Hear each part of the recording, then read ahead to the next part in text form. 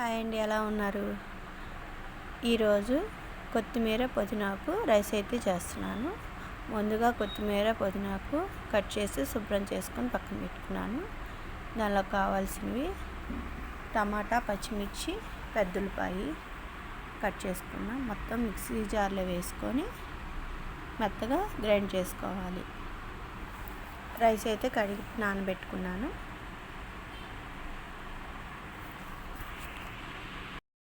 మెత్తగా మిక్సీ పట్టుకొని పక్కన పెట్టుకొని కళాయి అయితే పెట్టుకున్నాను.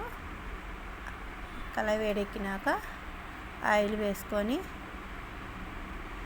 ఆయిల్ ఎక్కినాక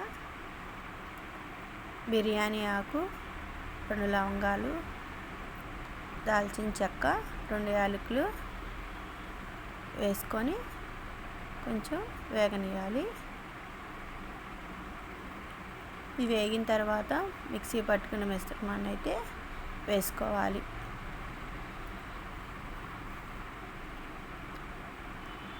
వేసుకొని మొత్తం ఒకసారి కలిపుకోవాలి.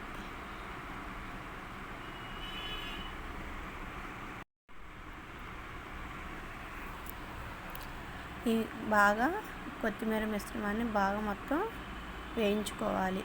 సిమ్లో పెట్టి వేయించేసుకోవాలి.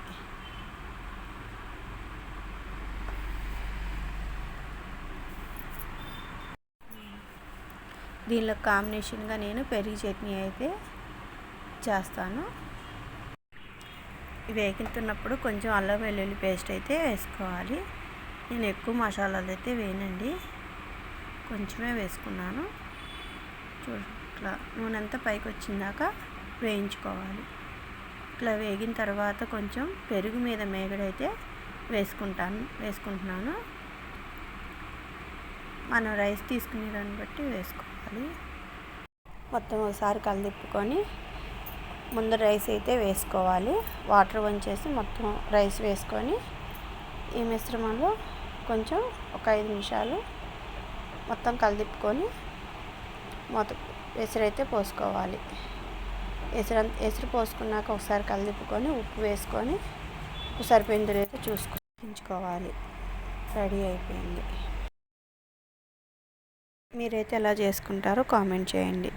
Thank you friends.